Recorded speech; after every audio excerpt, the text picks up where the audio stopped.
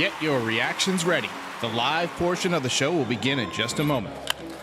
Driven deep to left field, going back it's Hicks, turning, looking, see ya! Today is Tuesday, July 4th. It is Independence Day, and the Yankees played Game 2 against the Baltimore Orioles from Yankee Stadium. Clark Schmidt was on the mound, and the Yankees were trying to carry over their momentum from a win in Game 1. My recap, your reactions coming up next. This is NYY Recaps. Welcome to Yankee Stadium. Just when they thought I was out, they pull me back in.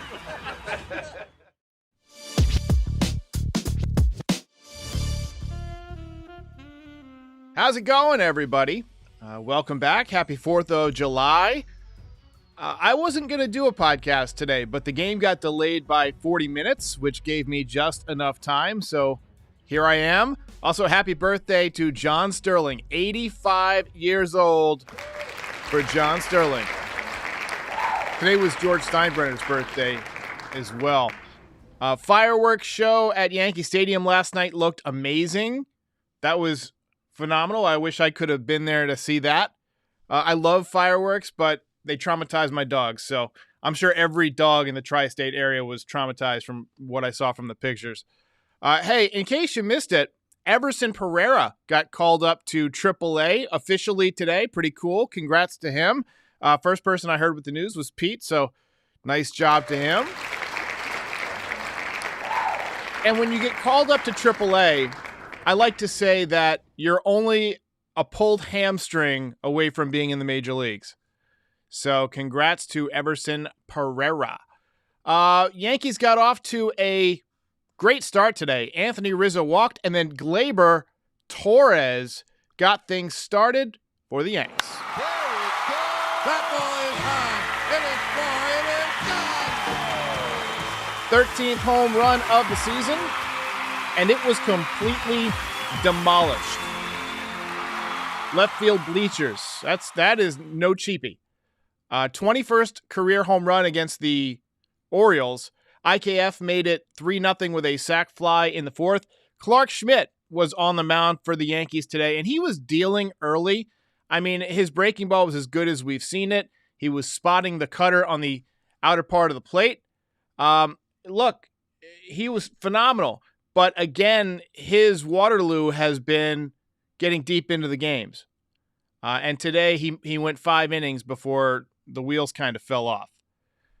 Aaron Hicks cut the lead to 3-1 with a solo home run in the 5th inning. Ball was thrown back on the field. I want to know if you would have thrown that ball back on the field. Personally, if I caught a home run ball, I don't care who hits it, I'm keeping it. Unless it's Joey Gallo. Then maybe I'd throw it back. But that felt good for him. Maybe it's the beard. I'm an advocate of letting guys be as comfortable as possible. And not just because I have a beard and I feel like without my beard, I just look strange and I feel strange. If you can do something that costs nothing and makes your guys a little more comfortable, why not do it? Especially when you're struggling. If I were a member, an exec, or if I were the GM, that would be one of the first things I would change, is I'd get rid of that policy. Or I'd ask Hal to get rid of that policy. Adam Frazier tied the game at 3 with a 2-run shot into the right field seats. Yankees bounced back in the bottom half. Gleyber Torres was on first base with Giancarlo Stanton at the plate. And Torres was stealing. And Stanton singled up the middle, ground ball up the middle. You never expect Torres to score on that. But he rounded third base, got the stop sign, ran right through it, and ended up scoring. Now, that's a risky play. And it's not necessarily smart base running. But what happened is that the ball was thrown into second base and kind of bobbled. So, it was partially the center fielder not paying attention to the play and not being aware that Gleyber Torres wasn't slowing down.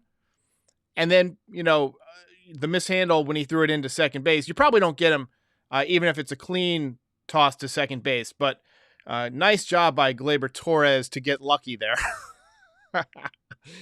Yankees added some insurance in the bottom of the 7th, courtesy of Jose Trevino.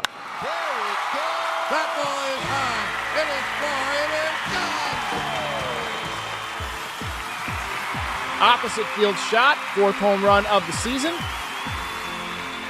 Trevino's catching gear was awesome. The stars and stripes and the red, white, and blue. I thought that was phenomenal. I also love the socks that guys were wearing today, the patriotic socks. I think Tommy Kahnle's said USA, and then Marinaccio's had the stars and stripes. They might be all the same. They just might be on differently. But Dan Marino used to put on his socks backwards. Has since high school. Ace Ventura reference.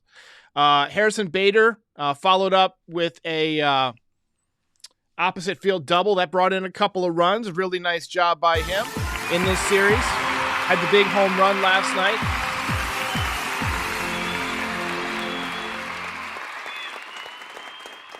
Kahnle pitched another scoreless inning today.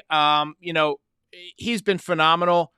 And when you start thinking about who's going to get the high leverage innings down the stretch as the Yankees try and, make a comeback here, you're going to see a lot of Tommy Kahnle, not only because he's pitched so well, but because he's fresh. 0 ERA so far, 0.66 whip. He did have a couple of walks today, but he got a double play. You can walk guys or you can give up hits, but you can't do both. And occasionally he will walk guys because he's got so much movement on the changeup, which is his signature pitch. But, I'd keep giving him high leverage innings. Abreu gave up a run in the 9th inning, but the Yankees hang on to win. Ball game over. Yankees win. Yankees win.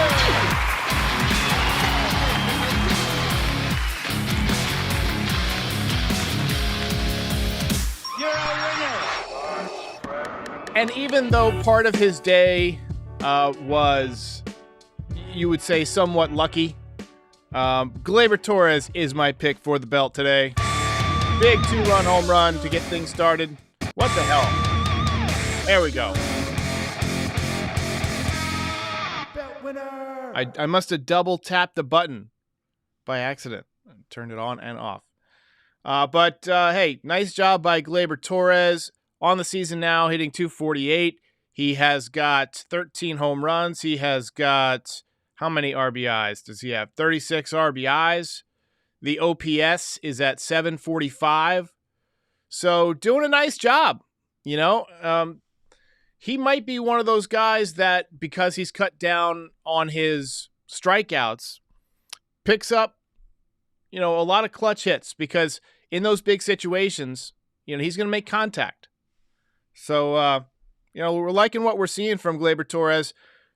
I would love it if he hit, 320, but not a lot of guys can do that. He gives you enough power to be valuable, and he plays a decent second base. Could improve a little bit on turning double plays, but overall, Torres is a solid player and had a very, very good day today. Let's go to the box score here. So as you can see, another tough day for Anthony Rizzo in the leadoff spot. Torres 2 for 4 in the number 2 spot, 2 RBIs, 3 runs scored. Stanton with the RBI single and a run scored, hitting .207, creeping up a little bit each day. Bowers had an extra base hit, a double. I believe that's his 19th extra base hit of the season already. Bader 1 for 3 with a couple of ribbies. He's had a really good series, which the Yankees have taken the first 2 games of this series now. Look, this is a humongous series, and headed in, I kind of figured I would be okay with a split, but now you get greedy. Now you want to win one more, at least, and take the series. You'd really love to take the next 2 and sweep the series, but let's not get greedy. Let's, as they say, take it one day at a time. Clark Schmidt, 5 innings, 3 runs. Honestly, I thought he pitched better than that. He just kind of ran out of gas a little bit. I think it was a hot day and just, maybe lost focus a little bit there and gave up the home runs to Hicks and Frazier. But overall, great day for the Yanks. Box score brought to you by the Game Time app. If you are not familiar with Game Time, you should get familiar with Game Time. It is a great app for getting last-minute tickets at extremely low prices to all the events in your area. That includes everything from baseball. I saw today they had wrestling. You can go watch the Liberty play. Liberty are excellent. You can watch Major League Soccer. And I was shocked when I was looking at the prices of the Yankee games today. There were some tickets for $1 on there. So I wasn't going to go to the game today, but I just kind of wanted to see. So give it a try if you have not tried the Game Time app. Use the code NYY Recaps for $20 off of your first purchase. So yeah, that pitch to Frazier right there was kind of a meatball, huh? Second or third row, but too good of a pitch to hit there. This was the Gleyber Torres play where that little bobble, I don't know if it cost him. I think he would have scored anyway, but really it was the throw going to second that cost that run. Trevino with the opposite field home run. Nice piece of hitting, and this was the double by Harrison Bader, slashing it down the right field line. Teammates loving it.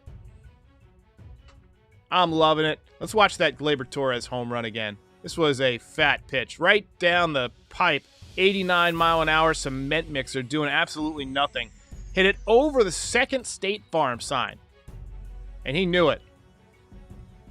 And we can watch some of Clark Schmidt's highlights today. He did have 7 strikeouts. Again, that was a hook. Good hard bite down and in. Outside cutter. Swung on and missed. This was that sweeper down and away. Another cutter outside part of the plate. 94-mile-an-hour sinker. Cutter up in the zone. Gets the swing and the miss. And then another breaking ball away. Nice job. Harrison Bader will look at his opposite field double. I think I also left the home run in there from last night because I didn't feature it. Man, he got all of that one. Jose Trevino, take a look at his highlight. This was an opposite field shot. He's got a little bit of power that way. We've seen him do that before. 88-mile-an-hour fastball. And he just dropped the barrel on it.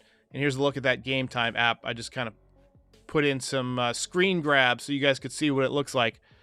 But hey, Kyle Gustafson says, up 2-0 in the series. It is what you want.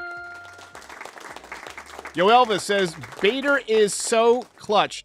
Bader has been excellent, but the only problem is how often he gets hurt. Now, if he can stay healthy for the entire second half, just stay loose, play it 95% rather than 100%. Dial it back just a notch and stay on the field. He's going to be a huge help. The Yankees don't have a lot of defensive outfielders when Judge goes down without Bader. I mean, Bader's one of the best defensive center fielders in the game. And if he's out, Judge is out. I mean, you got IKF playing center field. You got Cabrera out in the outfield. He's, not been as good this year as he was last year in the outfield. Bowers will occasionally run one down. He's got a good arm. But, I don't know. For some reason, I feel like I'm just not super comfortable with him out there. McKinney, not bad. But again, without Bader and Judge, the defensive capabilities of this team drop dramatically. Let's see here. Matt Chambers says, cannot wait to see Carlos Rodon. I've been thinking about that all day. So, yeah, I actually tweeted something very similar. He's going to be pitching Friday night against the Cubs. So I'll be joining Pete for the watch party over on NYY News TV. And then we'll have the recap together after the game. Just kind of, recap what we saw from him. Just watching the stuff, it looks very sharp. It looks very, very sharp. Let's see here. Oh, Robert Ryan says, Bader getting hit on the wrist was a scary moment. Yeah, I mean, anytime he has any kind of thing, any kind of issue, you worry because he's been so injury prone, and I feel like guys who get injury prone, it's there's no such thing as bad luck. It's like staying healthy is a skill. I don't know. So you see him take pitches off the hand, off the wrist. You immediately think, well, he's got the worst luck. Gonna have a fracture or whatever, but he stayed in the game. Obviously he's okay.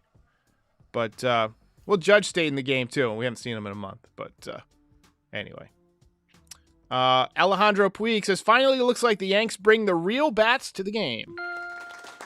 We need to keep this momentum going. Still 7 hits today. They got 8 runs. They had some walks.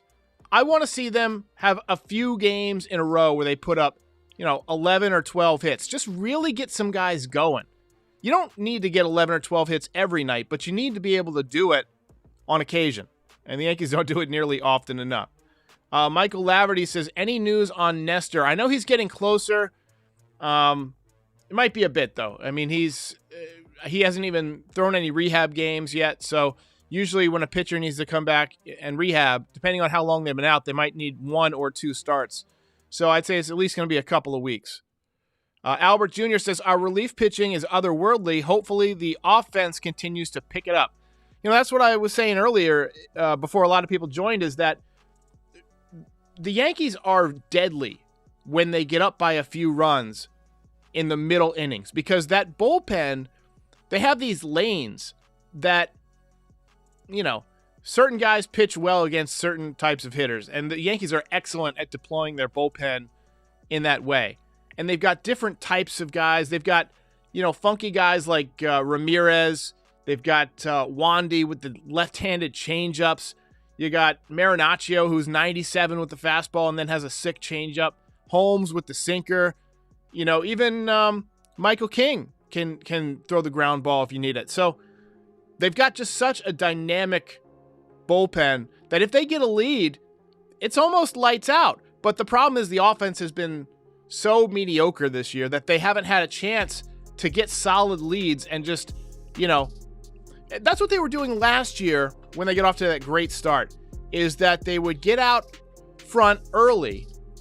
Or if it was close early, you go to Michael King in the middle of the game and he was shutting them down for 2-3 innings, and then let the offense get a 2 or 3 run lead. And then you go to that late inning bullpen and it was over. So, hey, I just want to see it continue. For winning the first 2 games of this series is huge. You need to keep it going. Game over, man. Game over. Albert says, Ian Hamilton has been such a huge addition. Yeah.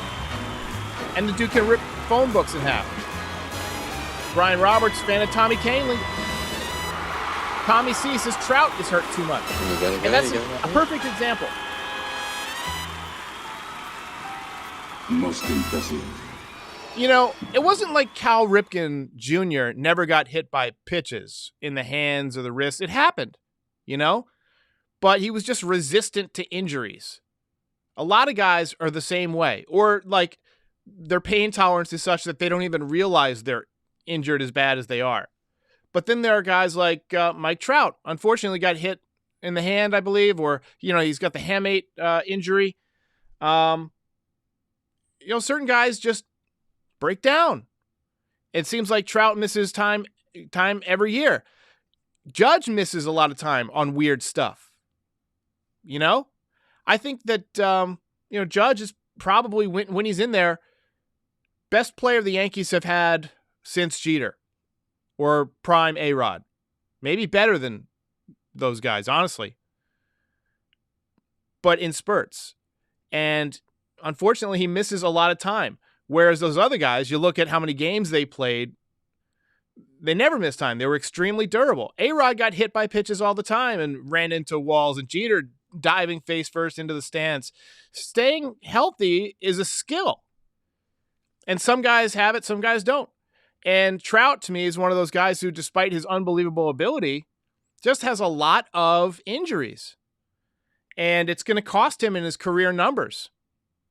So, anyway, that's just, that's just like my opinion, man. Anyway, guys, have a wonderful 4th of July. I'm going to let everybody go a little bit early here because I know you got cookouts and so forth, and it's about 5 p.m. on the East Coast. Remember to, make your dogs comfortable tonight. Maybe some of those Thunder Buddy sweaters or whatever, if you have one, because the fireworks drive my dogs nuts. And so I always try to deal with that in advance. But all right, guys, I'll see you next time. Ball game over.